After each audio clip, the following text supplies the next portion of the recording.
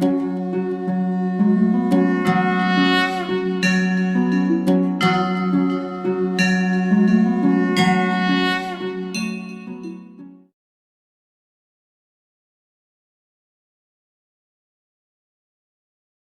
Morning વિદ્યાર્થી મિત્રો. Chapter 6 આપણું આનુવંશિકતાનો આણ્વીય આધાર. બરાબર. કાલે લાસ્ટ લેક્ચરની અંદર મિત્રો આપણે મિસેલ્સ અને સ્ટાલના પ્રયોગનો અભ્યાસ કરી ગયા. બરાબર, ક્લિયર થઈ ગયો હશે. ઓકે, થોડો કોમ્પ્લિકેટેડ છે, એક બે વાર વિડીયો જોશો તો 100% એ ટોપિક તમારો એકદમ ક્લિયર કટ થઈ જશે. ઓકે, હવે આજનો આપણો ટોપિક છે મિત્રો કાર્યપ્રણાલી અને ઉત્સેચકો. હવે એક પ્રકારે એમ કહી શકાય કે આ ટોપિકની અંદર આપણે ડીએનએ ના સ્વયંજનનની ચર્ચા કરવાની છે. બરાબર. હવે અહીંયા ધ્યાન આપજો મિત્રો, આ ટોપિક ઓકે બુક પ્રમાણે તો ચાલશે જ, પરંતુ એની અંદર એક્સ્ટ્રા પોઈન્ટ પણ એડ થવાના છે. કારણ કે એનસીઈઆરટી ની અંદર ડીએનએ સ્વયંજનનની વાત બહુ જ ઓછી માત્રામાં પૂર્ણ કરી દીધી છે. મતલબ કે બહુ શોર્ટમાં ક્લિયર મતલબ તમને આપી દીધું છે, પીરસી દીધું છે. બરાબર, પણ આપણે એને વ્યવસ્થિત સમજવું છે. રેડી? એટલે થોડા એક્સ્ટ્રા શબ્દો આવશે તો વિડીયો પોઝ કરીને તમારે લખતા રહેવા. ખ્યાલ આવી ગયો? ઓકે, તો એના ઉપર આપણે ધ્યાન કેન્દ્રિત કરીશું. હવે પહેલા શું કહે છે કે કાર્યપ્રણાલી અને ઉત્સેચકો. મિત્રો અહીંયા પહેલા ઉત્સેચકો ઉપર ચર્ચા ખાસ બતાવેલી છે. બરાબર, કારણ કે તમે સમજો કે ડીએનએ સ્વયંજનનની જે આખી ક્રિયા છે મિત્રો, એ ખૂબ જટિલ અને પ્રક્રિયા તો કહી શકાય. કારણ કે આપણે કાલે મિસેલ્સ અને સ્ટાલમાં જોઈ ગયા ભાઈ કે અર્ધ રૂઢિગત સેમી કન્ઝર્વેટિવ કે ભાઈ બે પિતૃ શૃંખલા છૂટી પડે અને બંને પિતૃ શૃંખલા સામે નવી બાળ શૃંખલાઓનું શું થાય? નિર્માણ થાય છે. બરાબર, તો એ નવી બાળ શૃંખલા માટે નિર્માણની ક્રિયા કરવા માટે એને ન્યુક્લિયોટાઇડ ક્યાંથી પ્રાપ્ત કરેલા?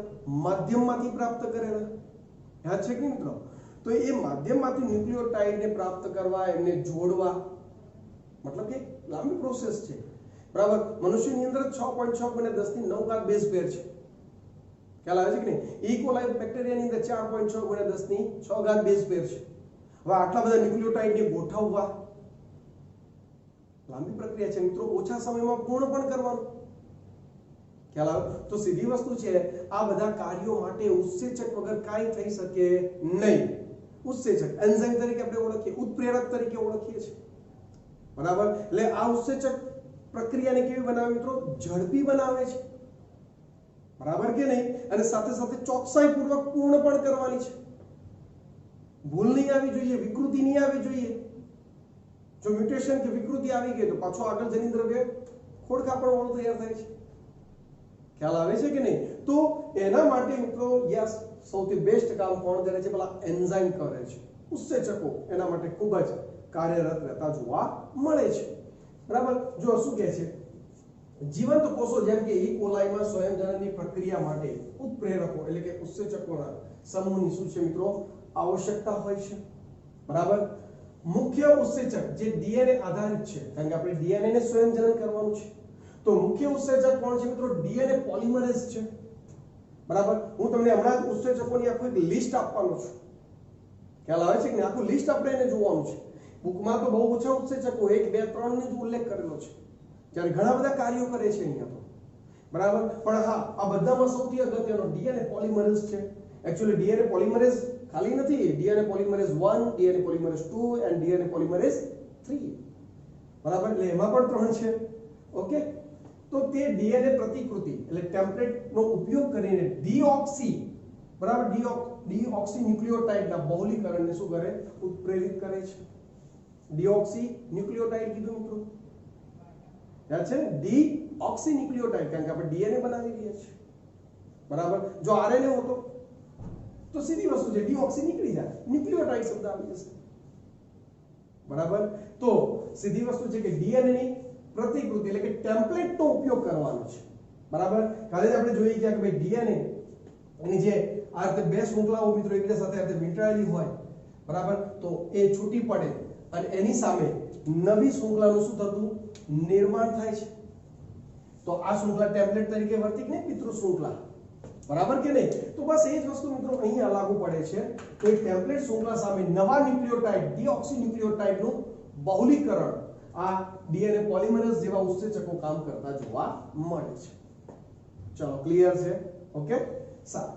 આગળ શું કહે છે જુઓ, આ ઉત્સેચક ઘણા સક્ષમ છે કારણ કે ખૂબ જ ઓછા સમયમાં ઘણી બધી સંખ્યામાં ન્યુક્લિયોટાઇડ્સના બહુલીકરણને ઉત્પ્રેરિત કરે છે. બરાબર ને? કારણ કે મેઇન તો વસ્તુ ટાઈમ છે મિત્રો. સમય સાચવવો જરૂરી છે કારણ કે ખૂબ જ ઓછા સમયમાં પ્રક્રિયા દર ઝડપી બનાવવાનો છે.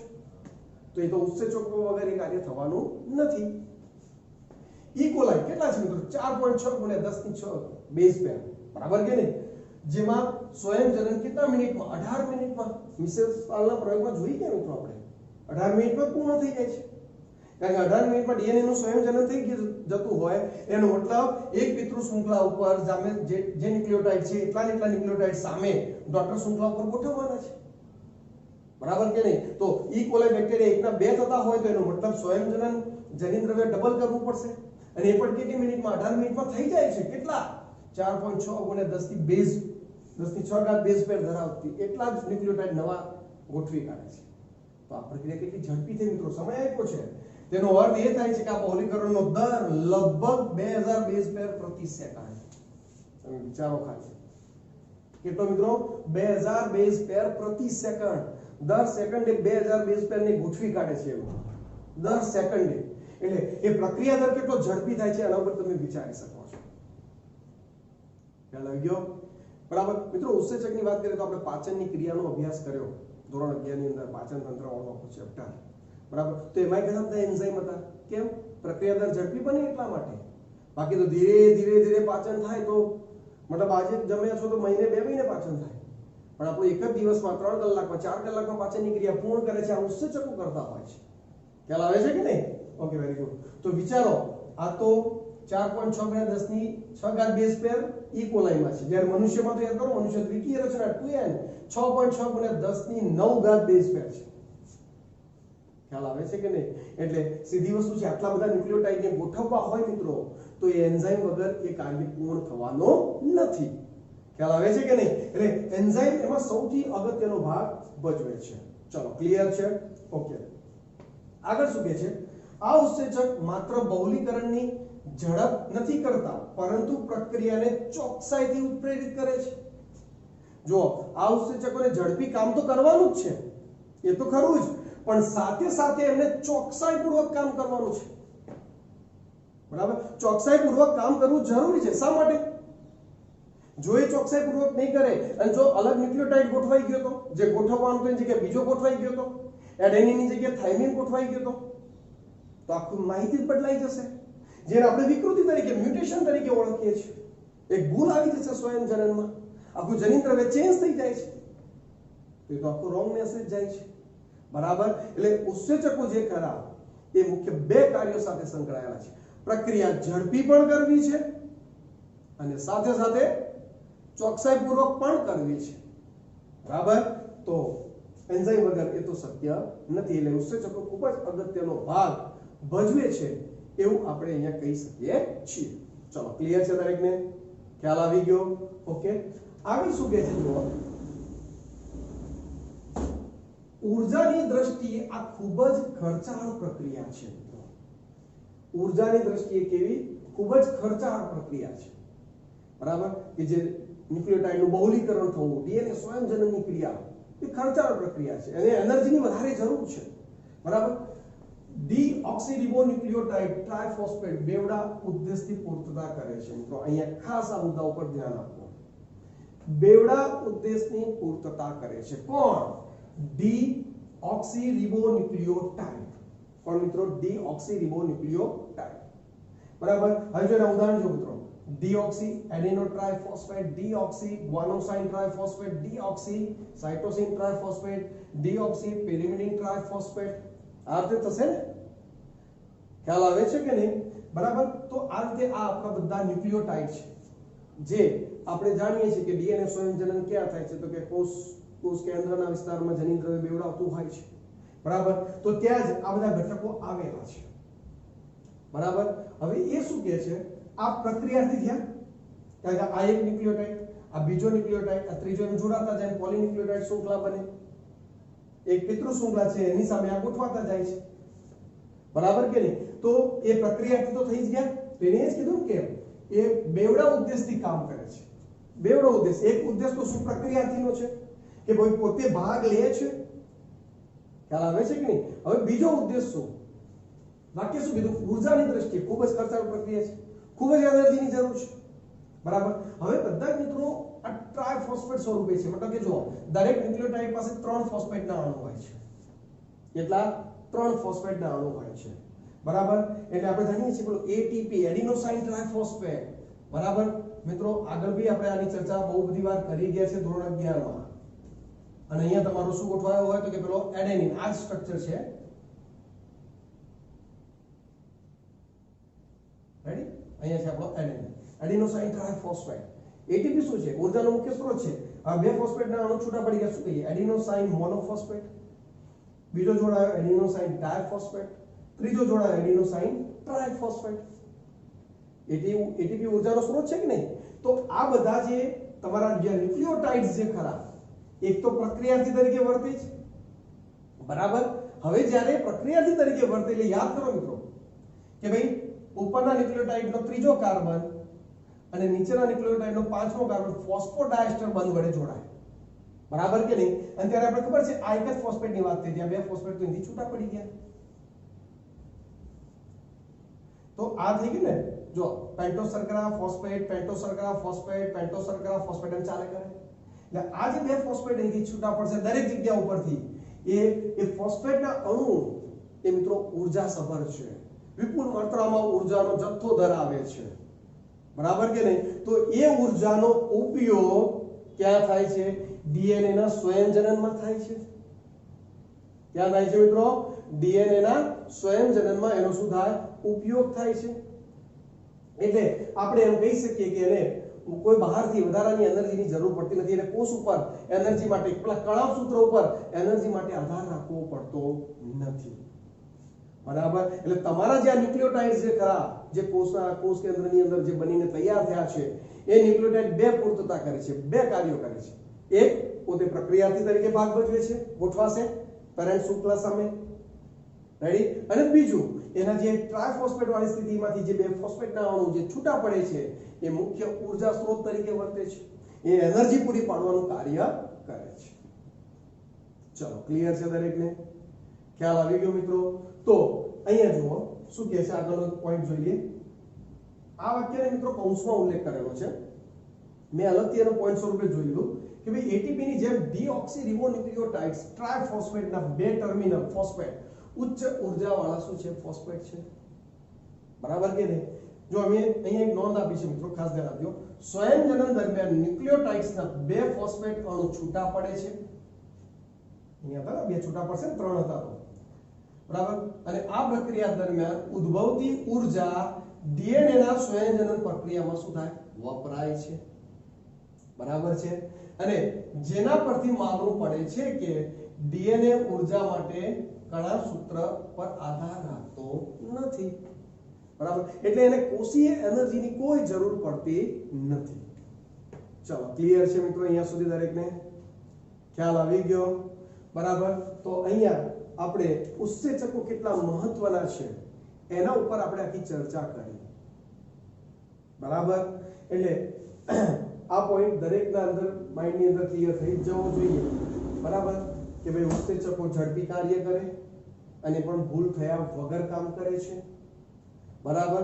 અને સ્વયંજનનની પ્રક્રિયામાં જે ઊર્જાની જરૂર પડે છે, બરાબર, તો એ પેલો પ્રક્રિયાથી જ પૂરું પાડી દે છે. એટલે આપણું ન્યુક્લિયોટાઇડ જે કરો ડીઓક્સીરિબોન્યુક્લિયોટાઇડ એ બેવડા ઉદ્દેશની પૂર્તતા કરતો જોવા મળે છે. ચલો, ક્લિયર છે? ખ્યાલ આવી ગયો અહીંયા સુધી, બરાબર. હવે આપણે ડીએનએ સ્વયંજનનની વાત કરવી છે અને એ ડીએનએ સ્વયંજનનો પહેલા આપણે ચર્ચા કરીશું કે એમાં કયા કયા એન્ઝાઇમ, મતલબ કે કયા કયા ઉત્સેચકો ભાગ લે છે, અને પછી આપણે એનો ચર્ચા કરીશું કે ડીએનએ સ્વયંજનન કેવી રીતે થતું જોવા મળે છે. ઓકે ઓકે વિદ્યાર્થી મિત્રો, હવે આપણે ડીએનએ સ્વયંજનનની ક્રિયાવિધિનો આપણે શું કરવો છે? અભ્યાસ કરવો છે, બરાબર. હવે આ જે ડીએનએ સ્વયંજનનની જે ક્રિયાવિધિ જે ખરી એને આપણે સમજવાનો પ્રયત્ન કરીએ. તો એની અંદર તમે જોશો તો શું કહે છે, જો વધારે એક સાથે સ્વયંજનનની પ્રક્રિયા પૂર્ણ કરવા માટે ડીએનએ આધારિત ડીએનએ પોલિમરેઝ તો જરૂરી છે જ. આ ઉપરાંત અન્ય કેટલાક ઉત્સેચકોની પણ શું થાય જરૂર પડે છે. બરાબર, આવું સેન્ટેન્સ આપણે એનસીઈઆરટી નું છે મિત્રો, આપેલું છે. બરાબર, પણ એનસીઈઆરટી બધા ઉત્સેચકોનું કોઈ વર્ણન કર્યું નથી. ઇવન ડીએનએ સ્વયંજનનનું પ્રોપર માહિતી એનસીઈઆરટીમાં બહુ ઓછી છે. બરાબર, તો આજે એ ટોપિક વધારે સારો ક્લિયર કરવો છે. બરાબર, અમુક પોઈન્ટ તમને ન મળે તો પોઝ કરી અને તમે લખી દેજો. બરાબર, એટલે વાંધો આવશે નહીં. તો શું કહે છે, જો કયા કયા ઉત્સેચકો છે. તો પહેલું તો આપણે જે ડીએનએ બે પોલીન્યુક્લિયોટાઇડ શૃંખલા, તો કેટલા બધા નિર્બળ હાઇડ્રોજન બનશે. એડેનિન થાઇમિન વચ્ચે 2, ગ્વાનિન સાઇટોસિન વચ્ચે 3 નિર્બળ હાઇડ્રોજન બંધ. તો બધા જ બંધ એક સાથે તો તૂટવાના નથી, પણ ધીરે ધીરે તોડવા તો પડશે ને, જ્યાંથી સ્વયંજનનની શરૂઆત કરવાની છે. બરાબર, તો એ તોડવા માટેનો ઉત્સેચક, હાઇડ્રોજન બંધ તોડવા માટેનો ઉત્સેચક જે કયો છે મિત્રો, હેલિકેઝ છે. કયો છે? હેલિકેઝ. બરાબર, ઓકે. હવે જે નવી શૃંખલાઓ બની સામે, તો એના ટુકડાઓને જોડવા પણ પડશે. તો એ જોડવા માટે કયો ઉત્સેચક છે, તો કે ડીએનએ લાઇગેઝ છે. બરાબર, બધા યાદ રાખવો પડશે મિત્રો. બરાબર, અને બધાનો ક્યાં ઉપયોગ થાય છે ને, હું આખો એક ડાયાગ્રામ સાથે તમને પાછો સમજાવવાનો છું. બરાબર, ઓકે. પછી આરએનએ તંતુ એટલે કે પ્રાઇમર બનાવવા માટે આરએનએ પોલિમરેઝ છે. હવે મિત્રો આ નવી એન્ટ્રી થઈ.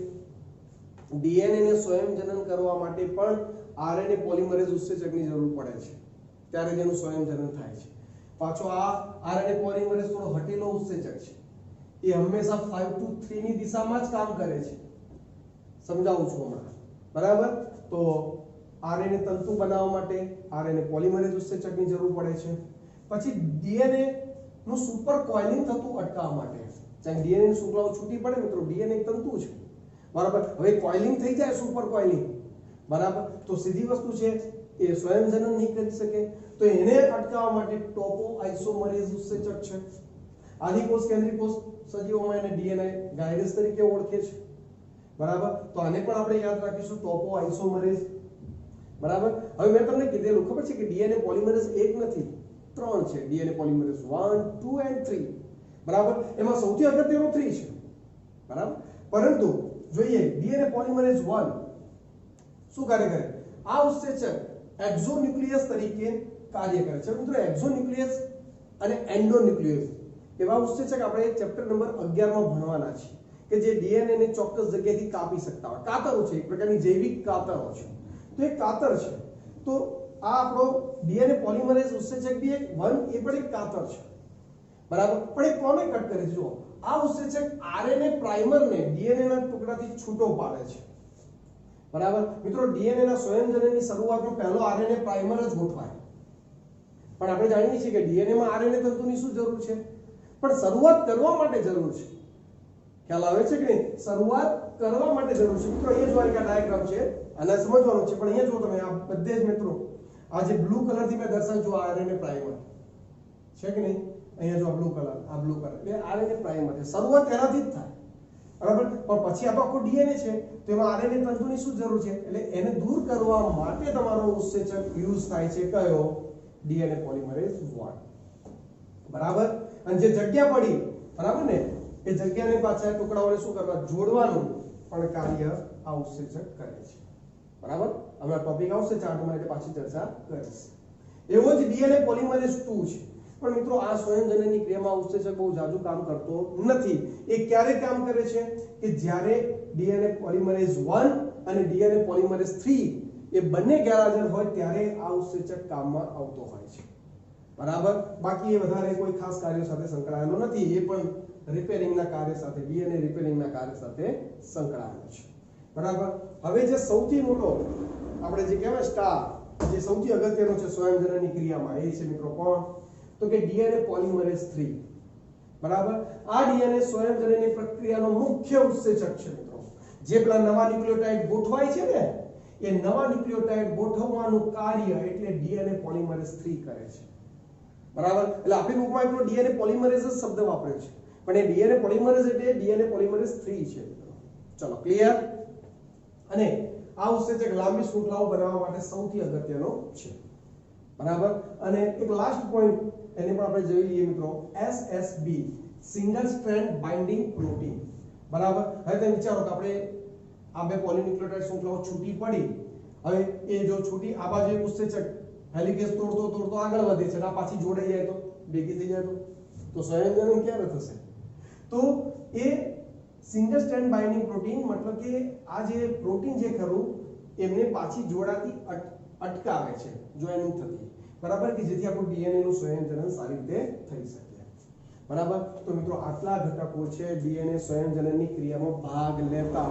જોઈએ તો જો મિત્રો હેલિકેઝ, ડીએનએ લાઇગેઝ, આરએનએ પોલિમરેઝ, ટોપોઆઇસોમરેઝ, બરાબર કે નહીં, પોલિમરેઝ, ડીએનએ પોલિમરેઝ 1 2 3 અને SSB single strand binding protein, બરાબર. તો આ બધા ઘટકો ભેગા મળે ત્યારે ડીએનએ સંયોજનની ક્રિયા થાય છે. એટલે આ કોઈ એક ઉત્સેચકનું કામ નથી, ઘણા બધા ઉત્સેચકો ભેગા મળીને આ વર્ક કરતા જોવા મળે છે, બરાબર. અહીંયા મિત્રો એક સંયોજન ચીપિયો તમારી બુકમાં સંયોજન ચીપિયો દર્શાવેલો છે, એક વર્ડ વાપરે છે અને એનો ડાયાગ્રામ પણ આપેલો છે, બરાબર. આપણો મુખ્ય ડાયાગ્રામ તો આ જ છે, આપણે આને સમજવાનો છે, પણ હું ખાલી સંયોજન ચીપિયો તમને સમજાવવા માટે એક ડાયાગ્રામ અહીંયા બતાવી દીધો છે બુક પ્રમાણે કે જેથી તમને તકલીફ ના પડે. હવે જો ડીએનએ ની શૃંખલા એક 5 to 3 છે, તો એની સામેની શૃંખલા શું હશે? 3 to 5 આવશે, બરાબર. હવે આપણે હમણાં જોયું કે ભાઈ કયો ઉત્સેચક, તો કે પેલો ડીએનએ હેલિકેઝ ઉત્સેચક જે હાઇડ્રોજન બંને શું કરે? તોડે છે, બરાબર. તો આ હેલિકેઝ ઉત્સેચક અહીંયા હશે, તોડતો આગળ વધે છે, એટલે બે પોલીન્યુક્લિયોટાઇડ શૃંખલાઓ ધીરે ધીરે શું થાય? છૂટી પડતી જાય. એટલે શરૂઆત અહીંથી થઈ છે, પછી ઉત્સેચક આગળ વધતો જાય, શૃંખલાઓ એકબીજાથી છૂટી પડતી જાય, તો આ ચીપિયા જેવી રચના થઈ ગઈ મિત્રો. એટલા માટે અહીંયા શબ્દ વપરાય છે સ્વયંજનન ચીપિયો. ચાલો, ક્લિયર છે દરેકને? ખ્યાલ આવી ગયો? હવે અહીંયા એક પોઈન્ટ યાદ રાખજો મિત્રો, આ શૃંખલા જો એક સીધી ચાલે છે 5 to 3 ની દિશામાં, બરાબર. એને કેવી કીધી? તો કે સતત શૃંખલા અથવા અગ્રેસર શૃંખલા કહેવાય. કેવી શૃંખલા મિત્રો? અગ્રેસર, બરાબર. અને આ શૃંખલા જુઓ મિત્રો દ્વિદિશીય છે. ડીએનએ કેવો છે? દ્વિદિશીય, એક આ દિશામાં જઈ રહ્યું છે. હવે તમને એમ થાય સર અહીંથી તોડીને આમ કેમ જાય, એની ચર્ચા કરીએ, પરંતુ એ પણ દિશા તો કેવી રહેશે? 5 to 3 જ રહેવાની છે. 5 to 3 એટલા માટે ટુકડાઓ છે. તો આવા ટુકડાઓ અસતત શૃંખલા કહેવાય અને વિલંબિત શૃંખલા કહેવાય. અને આવા ટુકડાઓને મિત્રો એક શબ્દ વપરાય છે ઓકાઝાકી ટુકડાઓ. કેવા ટુકડાઓ કહે છે? ઓકાઝાકી, બરાબર. તો આ રીતે આ સ્વયંજનન ચીપિયાની રચના થતી જોવા મળે છે અને આ પિતૃ શૃંખલા છૂટી પડે એની સામે બાળ શૃંખલાઓનું શું થાય? નિર્માણ થાય છે, બરાબર. હવે પ્રોપર આપણે આને સમજવા જઈ રહ્યા છીએ મિત્રો, ધ્યાન આપજો, બરાબર. એક સરસ મજાનો કોન્સેપ્ટ છે અને 100% જો એને લગતા ડીપમાં એમસીક્યુ આવશે તો તમારા ક્લિયર થઈ જ જશે, બરાબર. ઓકે, હવે પહેલા બે પોલીન્યુક્લિયોટાઇડ શૃંખલાઓને શું કરવાની છે? છૂટી પાડવી છે. તો એમના વચ્ચેના નિર્બળ હાઇડ્રોજન બંને તોડવા પડશે. તો એના માટેનો પહેલો જ છે મિત્રો શું? ડીએનએ હેલિકેઝ, બરાબર. તો આ ડીએનએ હેલિકેઝ નિર્બળ હાઇડ્રોજન બંને શું કરશે? તોડતો જાય છે, જેના કારણે બે પોલીન્યુક્લિયોટાઇડ શૃંખલાઓ એકબીજાથી શું થાય?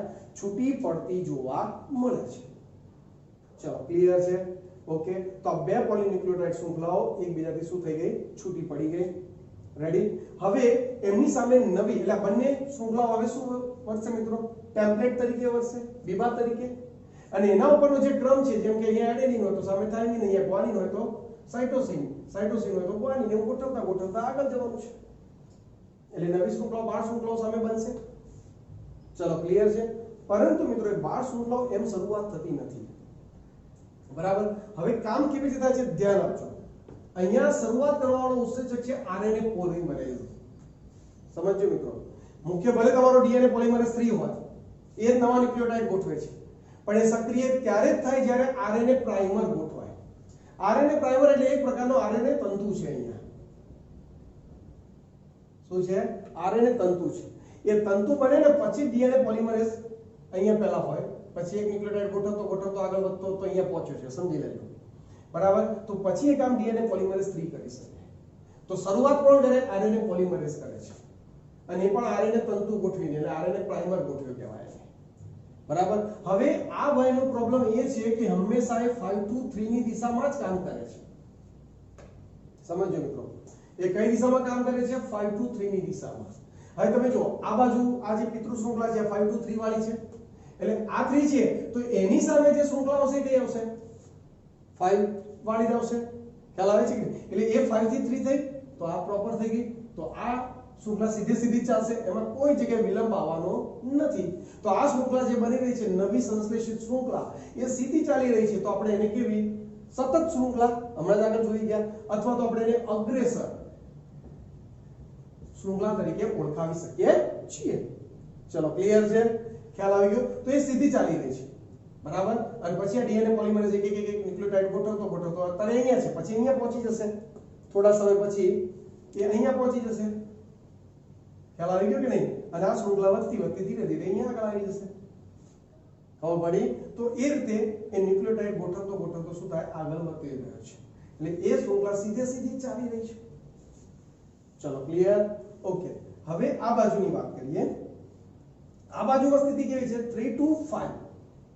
હવે આ 5 છે, તો આ બાજુ 3 વાળો છેડો આવશે નવી શૃંખલાનો, પણ આરએનએ પોલિમરેઝ તો હટેલો છે, એને તો એક જ દિશામાં કામ કરવું ગમે છે. કઈ?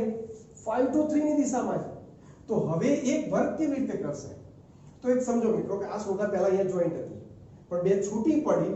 તો સીધી વસ્તુ છે કે આપણે જાણીએ છીએ મિત્રો કે આમાં કેવું હોય કે 3 5 3 5 આ રીતે ચાલતું હોય ને. તો તમે જાણો છો એક પોલિન્યુક્લિયોટાઇડનો 3 હોય, ત્રીજા નંબરનો કાર્બન, ઉપર એનો 5મો ફોસ્ફોડાયસ્ટર બન, પાછો નીચે ત્રીજો 5મો, એમ કરતા કરતા ચાલતો હોય.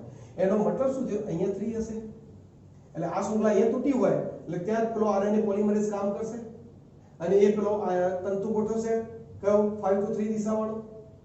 ખ્યાલ આવે છે કે નહીં? એટલે એ 3 to 5 ની દિશામાં આરએનએ પોલિમરેઝ એ પ્રાઇમર ગોઠવ્યો, પછી ડીએનએ પોલિમરેઝ આવે ને એ શૃંખલા આગળ વધારશે. તો એની દિશા કઈ થઈ? 5 to 3 થઈ. હવે તૂટતી પાછી આગળ ગઈ, બરાબર. એટલે હવે અહીંયા ભલે 5 હતો, બરાબર, પણ જ્યાં અહીંયા ધારો તૂટે ત્યાં શૃંખલા 3b હોઈ શકે ને. તો ત્યાં એ પાછો આરએનએ પોલિમરેઝ પ્રાઇમર ગોઠવશે. કઈ દિશા? 5 વાળી. કે અહીંયા 3 હતો તો સામે 5 વાળો બને કે નહીં? અને તે 5 થી પછી કોણ લાગુ પડી જશે? તો પેલો ડીએનએ પોલિમરેઝ 3 આવી જશે અને શૃંખલાનું નિર્માણ કરશે. તો કઈ દિશા થઈ? એની પણ 5 to 3 થશે. તો અહીંયા તમે જોઈ શકો છો ટુકડાઓ બને છે અને આની દિશા આ તરફ છે, તો આની દિશા આમ થઈ રહી છે. પણ છતાંય કહેવાય તો બંને શૃંખલા કઈ દિશા? ડીએનએ નું સ્વયંચલન હંમેશા કઈ દિશામાં? 5 to 3 ની દિશામાં થયું, કારણ આરએનએ પોલિમરેઝ. ખબર પડે છે? તો આ જે ટુકડાઓ બન્યા, બરાબર, એ ટુકડાઓ ન્યુક્લિયોટાઇડના લાંબી શૃંખલાવાળા ટુકડાઓ તૈયાર થતા જાય છે, બરાબર. હવે એ કામ કોણ? તો કે ભાઈ આ ટુકડાઓને જોડવાનું છે, તો કે ડીએનએ લાઇગેઝ, બરાબર. યાદ કરો ડીએનએ લાઇગેઝ ઉત્સેચક. તો કે ડીએનએ લાઇગેઝ ઉત્સેચક શું કામ કરતો હતો મિત્રો? તો કે ડીએનએ લાઇગેઝ ઉત્સેચક મેં તમને કીધેલું કે ભાઈ નવા સંશ્લેષિત ટુકડાઓને શું કરે? જોડવા માટે. તો અહીંયા જોઈ શકો છો આ નવા ટુકડાઓ છે, અહીંયાથી આપણો ડીએનએ પોલિમરેઝ 3 ઉત્સેચક દૂર થશે, બરાબર. અને આ જે ટુકડાઓ છે, બરાબર, એ ટુકડાઓને જોડવાના છે. ડીએનએ પોલિમરેઝ 1 આ બધા પ્રાઇમર જે ખરા એમને છૂટા કરશે, બરાબર કે નહીં? અને આપણો જે લાઇગેઝ ઉત્સેચક જે ખરો આ ટુકડાઓને જોડી દેશે, એટલે આખી સળંગ શૃંખલા, બાળ શૃંખલા અહીંયા પણ તૈયાર થતી જોવા મળે છે, બરાબર. હવે અહીંયા ટુકડા બનતા હોવાના કારણે રેડી એને આપણે વિલંબિત શૃંખલા કહીએ છીએ, બરાબર. અને આવા ટુકડાઓ માટે મેં હમણાં જ એક શબ્દ વાપર્યો મિત્રો, શું? ઓકાઝાકી શબ્દ વપરાય છે, બરાબર કે નહીં? એટલે એક શૃંખલા સતત ચાલે છે તો બીજી શૃંખલા અસતત ચાલે છે. વિલંબિત શૃંખલા કહે છે, પેલાને અગ્રેસર શૃંખલા કહે છે, સતત શૃંખલા કહે છે. ચલો ક્લિયર છે દરેકને? ખ્યાલ આવી ગયો? બીજું મિત્રો આપણો અહીંયા કે જે ટોપોઆઇસોમરેઝ ઉત્સેચક, અહીંયા ડીએનએ નું જો કોઇલિંગ થઈ જાય મિત્રો તો સ્વયંજનન કરવું સરળ નહીં રહે. ડીએનએ પ્રોપર થોડો વ્યવસ્થિત વિસ્તૃત અવસ્થામાં રહે જરૂરી છે. તો એના માટે કોણ છે? ટોપોઆઇસોમરેઝ છે, બરાબર. અને છૂટી પડેલી શૃંખલાઓ પાછી જોઈન્ટ ન થઈ જાય એટલા માટે કોણ છે? એસએસબી છે, સિંગલ સ્ટ્રેન્ડ બાઇન્ડિંગ પ્રોટીન, બરાબર. કે જે આ છૂટી પડેલી જે હેલિકેઝ દ્વારા જે છૂટી પડેલી શૃંખલાઓ છે, બરાબર, જો પાછી જોઈન્ટ થશે તો પાછું ફરીથી ખોલવી પડશે. તો એ ન થાય એટલા માટે એસએસબી છે. ખ્યાલ આવે છે કે નહીં મિત્રો? તો અહીંયા આખી આ સ્વયંજનનની ક્રિયામાં મેં તમને અહીંયા લિસ્ટમાં જે પણ ઉત્સેચકોની ચર્ચા કરી એ બધાનો તમને ઉલ્લેખ કરીને બતાવ્યો. ખ્યાલ આવી ગયો? એટલે એકલો અહીંયા ડીએનએ પોલિમરેઝ કામ નથી કરતો મિત્રો, આખો ઉત્સેચકોનું સંકુલ છે જે બધાએ ભેગા મળીને અહીંયા કાર્યરત રહેતા જોવા મળે છે. ચલો ક્લિયર છે? ખ્યાલ આવી ગયો દરેકને? Okay, very. હવે મિત્રો આપણો જે આ ડીએનએ સ્વયંજનનનો ટોપિક જે હતો બરાબર, એના લાસ્ટ પોઈન્ટ ઉપર આપણે આવી ગયા છીએ મિત્રો, લાસ્ટ પેરેગ્રાફ ઉપર બરાબર. એના ઉપરનો જે પેરેગ્રાફ હતો મિત્રો, એની અંદર તો ઓલરેડી સ્વયંજનન ચીપીઓ, હેલિકેઝ બરાબર, ગાયરેસ જે ઉત્સેચકોનો ઉલ્લેખ હતો બે ચાર્ટ દ્વારા સમજાવી દીધો છે, એટલે એમાં કોઈ પણ પોઈન્ટ રહી જતો નથી બરાબર. પણ લાસ્ટ જે પેરેગ્રાફ છે મિત્રો, એ થોડો ટોપિકથી અલગ શબ્દો કહે છે, તો આપણે એની ચર્ચા કરી લઈએ. શું કહે છે જુઓ, ડીએનએ પોલિમરેઝ પોતે સ્વયંજનનની શું કરે મિત્રો, શરૂઆત કરતો નથી બરાબર કે નહીં. તો આપણે જાણીએ છીએ કે યસ, ડીએનએ પોલિમરેઝ ક્યાં શરૂઆત કરે છે, શરૂઆત તો આરએનએ પોલિમરેઝ કરે છે. પેલો આરએનએ પ્રાઇમર તંતુ ગોઠવે છે કે નહીં, યાદ કરો મિત્રો આ ચાર્ટ હમણાં જ આપણે ચર્ચા કરી કે ભાઈ આરએનએ પોલિમરેઝ શરૂઆત કરશે આરએનએ પ્રાઇમર ગોઠવીને બરાબર કે નહીં, અને એ ગોઠવાય છે પછી ડીએનએ પોલિમરેઝ સક્રિય થાય છે બરાબર. એટલે સીધી વસ્તુ છે કે શરૂઆત તો કોણ કરે છે મિત્રો, આરએનએ પોલિમરેઝ કરતો હોય છે બરાબર. અને સ્વયંજનન ડીએનએ માં ગમે ત્યાંથી શરૂ થતું નથી. આ મિત્રો આપણે એક મહત્વનો પોઈન્ટ છે કે ભાઈ ડીએનએ નું સ્વયંજનન કોઈ બી જગ્યાએથી શરૂઆત ન થઈ જાય, એનો એક ચોક્કસ સ્પોટ હોય છે, ચોક્કસ જગ્યા હોય છે, એને મિત્રો સ્વયંજનનની ઉત્પત્તિ સ્થાન એટલે કે ઓરિજિન ઓફ રેપ્લિકેશન તરીકે ઓળખવામાં આવે છે બરાબર. અને આ ઓરિજિન ઓફ રેપ્લિકેશન વિશે મિત્રો ચર્ચા આપણે ધોરણ 12 ની અંદર ચેપ્ટર 11 માં ડીપમાં આ ટોપિક છે મિત્રો બરાબર. લગભગ 199 પેજ ઉપર આખો આ ટોપિક આવેલો છે. તમે એકવાર ખાલી ધ્યાન આપજો, 2 થી 3 પેજનો આ ટોપિક છે બરાબર. તો એ વખતે આપણે એની વધારે ડીપમાં ચર્ચા કરીશું. પરંતુ સ્વયંજનનની એવું નહીં કે જે ઈચ્છા થઈ કે ભાઈ પેલો હેલિકેઝ કામ કરવા લાગે ને તોડવા લાગે શૃંખલાઓ, એવું ના હોય મિત્રો. એક ચોક્કસ સ્પોટ હોય બરાબર. જો એ સ્પોટ અહીંયા હોય તો અહીંથી જ હેલિકેઝ શરૂઆત કરશે, કામ તોડશે બરાબર, અને શૃંખલાઓનું નિર્માણ થશે. ખ્યાલ આવે છે કે નહીં? એટલે ચોક્કસ સ્થાનેથી જ આ કામ થાય છે. એટલે જુઓ શું કહે છે, ઈ કોલાઈના ડીએનએ માં કેટલાક નિશ્ચિત સ્થાનો હોય છે જ્યાંથી સ્વયંજનનની શું થાય, શરૂઆત થાય છે. ઈ કોલાઈની ઇવન આપણને પણ આ જ વસ્તુ લાગુ પડે છે બરાબર, મનુષ્યમાં પણ. આ સ્થાનોને સ્વયંજનનની શું કહેવાય, ઉત્પત્તિ સ્થાન કહે છે, એટલે કે ઓરિજિન ઓફ રેપ્લિકેશન એને નામ આપવામાં આવ્યું છે બરાબર. એટલે એક સિમ્પલ વસ્તુ ધારો કે પ્લાઝમિડ છે બરાબર. તો આ પ્લાઝમિડ તમને 199 જે પેજ કીધું લગભગ પ્રોપર નથી 199 પણ લગભગ એ જ હશે, જોઈ લેજો. તો ત્યાં મિત્રો અહીંયા આવું ORI તરીકે આપેલું છે, ઓરિજિન ઓફ રેપ્લિકેશન બરાબર. અહીંથી સ્વયંજનનની શરૂઆત થાય બરાબર કે નહીં. હવે તમે ધારો કે પેલો આપણે ઇન્સ્યુલિન બનાવવાની વાત થાય છે, આપણે કીધું કે ઇન્સ્યુલિનના ઇન્જેક્શન લઈએ જેને ડાયાબિટીસ મેલિટસ, સુગર, મધુપ્રમેહનો જેનો પ્રોબ્લેમ હોય, તો સુગરને કંટ્રોલ કરવા માટે જે આપણે ઇન્સ્યુલિન તૈયાર કરીએ એમાં શું હોય છે કે ભાઈ બહારથી આપણા સારા ડીએનએ ને આની સાથે જોડીએ, અહીંયા જોડી દેવો. આ સ્વયંજનનની ઉત્પત્તિ સ્થાન હોય એ તમારા ઘટકની અંદર હોવી જોઈએ. જો ત્યાં તમે તમારો ડીએનએ જોડો તો આની જેટલી કોપીઓ થશે ને એટલે તમારા ડીએનએ ની પણ એટલી જ કોપીઓ થઈ જશે. ખબર પડી? એટલે સ્વયંજનનની ઉત્પત્તિ વાળું સ્થાન હોવું જરૂરી છે, તો જ સ્વયંજનન થશે, અને એ સ્થાનેથી સ્વયંજનનની શરૂઆત થશે. ચલો ક્લિયર? એ શું કહે છે જો આગળ, સ્વયંજનનની ઉત્પત્તિના સ્થાન રૂપી ડીએનએ ના ટુકડાની જો જરૂર પડે તો તેને પુનઃસંયોજિત ડીએનએ પદ્ધતિ દ્વારા મેળવવામાં આવે છે, જેમાં વાહકની જરૂરિયાત પડે છે. હવે આ ટોપિક જે ખરો મિત્રો એ ચેપ્ટર 11 સાથે જોડાયેલો છે. મેં એટલા માટે જ આનું ઉદાહરણ લીધું મિત્રો. પ્લાઝમિડ એક વાહક છે. આ શું છે મિત્રો, પ્લાઝમિડ. યાદ કરો પેલો આપણો ઈ કોલાઈ ડીએનએ, અરે ઈ કોલાઈ જે આપણો બેક્ટેરિયા જે હતું એનું તો ડીએનએ એટલે ન્યુક્લિયોઇડ સ્વરૂપે હતું, પણ એના સિવાય ખબર છે આપણે એક વલયાકાર ગોળાકાર ડીએનએ દર્શાવતા પ્લાઝમિડ કહેતા બરાબર. તો એ પ્લાઝમિડ એક વાહક છે. પેલો બેક્ટેરિયોફેજ વાયરસ એ પણ એક શું છે, વાહક છે, જે ઈ કોલાઈની અંદર દાખલ થઈને પોતાની સંખ્યા વધારી શકે બરાબર. તો તમારે કોઈ ઇચ્છિત ડીએનએ ની કોપી તૈયાર કરવી છે તો તમે આ વાહક સાથે તમારો ઇચ્છિત ડીએનએ જોડ દો. પણ ત્યાં વાહક પાસે શું હોવું જોઈએ, ORI, origin of replication, A spot હોય તો સરળતાથી ત્યાંથી સ્વયંજનન થાય, તો તમારા ઇચ્છિત ડીએનએ ટુકડાનું પણ સ્વયંજનન થઈ શકે. અને આવો ડીએનએ કે જેમાં સમજો મિત્રો કે જે વાહકનો ડીએનએ પ્લસ એની સાથે આપણો ડીએનએ જોડાય, એટલે આવા ડીએનએ ને શું કહેવાય ખબર છે મિત્રો, પુનઃસંયોજિત ડીએનએ કહેવાય. એને પુનઃસંયોજિત પદ્ધતિ તરીકે ઓળખવામાં આવે બરાબર. બની શકે કે તમને ક્યાંક હજુ ચિત્ર થોડું ક્લિયર ન થાય તો સમજી લેજો મિત્રો, આ આખો ટોપિક ચેપ્ટર 11 નો છે બરાબર. અને ત્યાં આપણે ડીપમાં ચર્ચા કરવાના છે, ગેરંટી આવે છે કે ત્યાં એ ટોપિક ક્લિયર થઈ જશે બરાબર. એટલે અહીંયા એટલો થોડો એક બે વાક્યો સ્વરૂપે યાદ રાખી દેજો. આ માટે સ્વયંજનનની શરૂઆત માટે આવશ્યક ડીએનએ ખંડોની પ્રાપ્તિ જરૂરી હોય તો પુનઃસંયોજિત ડીએનએ પદ્ધતિ દ્વારા થાય છે બરાબર. તમારો આવશ્યક કોઈ ડીએનએ હોય તમે એને આની સાથે જોડી દો જેમાં વાહકની આવશ્યકતા છે. વાહકની આવશ્યકતા તમારો પ્લાઝમિડ વાહક છે, બેક્ટેરિયોફેજ એ વાહક છે. એ કોલાઈ બેક્ટેરિયાની અંદર દાખલ કરો અને ત્યાં એની ઘણી બધી કોપીઓ તૈયાર થઈ જશે. તો એ પ્લાઝમિડની ઘણી બધી કોપીઓ તૈયાર થાય તો તમારે ઈચ્છિત ડીએનએ ની પણ ઘણી બધી કોપીઓ તૈયાર થશે. ખ્યાલ આવે છે કે નહીં? રેડી?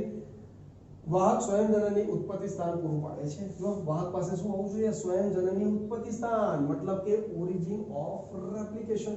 એટલે વાહક પાસે જો ઓરિજિન ઓફ રેપ્લિકેશન હશે, બરાબર, તો તમારા ઈચ્છિત ડીએનએ તમે એની સાથે સરળતાથી જોડી શકો છો. તો આ બે પોઈન્ટ એવા છે મિત્રો કે ક્યાંક તમને તકલીફ આપી શકે, બરાબર, પરંતુ ડીપમાં હજુ એમના વિશે ચર્ચા આપણે બાકી છે. ચલો ક્લિયર? કારણ કે ધોરણ 12 પણ ચેપ્ટર 11 માં થોડી ચર્ચા આવશે. આગળ શું કીધું જુઓ, સુકોષ કેન્દ્રીય કોષમાં ડીએનએ સ્વયંજનન કોષ ચક્ર કયા તબક્કામાં બેવડાય છે? એસ તબક્કામાં ડીએનએ બેવડાય છે. એનું સ્વયંજનન ક્યાં થાય? ડીએનએ નું એસ તબક્કામાં થાય છે. યાદ છે કે નહીં મિત્રો? ધોરણ 11 ચેપ્ટર 10 ભણી ગયા છીએ. ઓકે, તો ડીએનએ નું સ્વયંજનન અને કોષ વિભાજન ચક્ર મોટે ભાગે અનુબદ્ધ હોય છે. યાદ કરો કે ભાઈ આ કોષ છે, કોષની અંદર આ કોષ કેન્દ્ર, અહીંયા જનીન દ્રવ્ય ખબર છે મિત્રો આપણે લખતા 2C નું 4C થાય.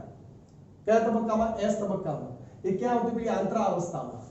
અને પછી પેલો માઇટોસિસ અને મિયોસિસ, મતલબ કે સમવિભાજન અને અર્ધીકરણ રીતે એનું વિભાજન થાય. એટલે પહેલા જનીન દ્રવ્ય બેવડાય અને પછી કોષ રસની વહેંચણી થાય. એટલે પહેલા કોષ કેન્દ્ર વિભાજન થયું, પછી કોષ રસ વિભાજન. એટલે એકમાંથી કેટલા? તો કે 2 બાળ કોષ થઈ જતા અને બંનેની અંદર એક સરખું જનીન દ્રવ્ય જળવાઈ રહેતું. બરાબર કે નહીં? પરંતુ એ શું કહે છે કે જો કોષ વિભાજન ન થાય તો, મતલબ કોષ કેન્દ્રનું વિભાજન થઈ ગયું, ડીએનએ નું સ્વયંજનન થઈ ગયું, એસ તબક્કો રચાઈ ગયો, પરંતુ આગળની પ્રોસેસ નહીં થઈ તો જનીન દ્રવ્ય એક્ચ્યુઅલી કોષની અંદર જોઈતું હતું 2C, હવે કેટલું થઈ ગયું? 4C. તો આવી સ્થિતિને શું કહેવાય મિત્રો? પોલિપ્લોઇડી. જે જો ચેપ્ટર નંબર 5 માં મેં તમને પોલિપ્લોઇડી ટોપિક સમજાવેલો, યાદ આવે છે? 2n 3n 4n 5n, બરાબર, કે જેના કારણે કદ કેટલું થઈ જાય? મોટું થઈ જાય, જેને રંગસૂત્રીય અનિયમિતતાઓ તરીકે ઓળખવામાં આવે છે. બરાબર, જે આપણા શરીરમાં ઘણા બધા પ્રોબ્લેમ ક્રિએટ કરે છે. અને એવું એનસીઈઆરટી ની અંદર વાક્ય જોડે લખ્યું છે કે આપણે આ બધું ઉચ્ચ વર્ગોમાં, મતલબ કોલેજ લેવલમાં અભ્યાસ કરીશું, પરંતુ આપણે પણ એની ચર્ચા તો કરી ગયા છીએ. બરાબર, તો ક્લિયર છે મિત્રો? રેડી? આશા રાખું કે આ આખો ટોપિક જે આપણો કાર્ય પ્રણાલી અને ઉત્સેચકો કે જેની અંદર આપણે ડીએનએ સ્વયંજનનની પણ ચર્ચા કરી ગયા, એક્સ્ટ્રા પોઈન્ટો બધા જ ઉત્સેચકો ચાર્ટ સાથે આખો ટોપિક ક્લિયર કર્યો. બરાબર, દરેક વિદ્યાર્થીઓને ક્લિયર થઈ ગયો હશે. બરાબર, એકવાર બે વાર વિડિયો જોઈ લેજો એટલે પછી વાંધો આવશે નહીં. Okay, good.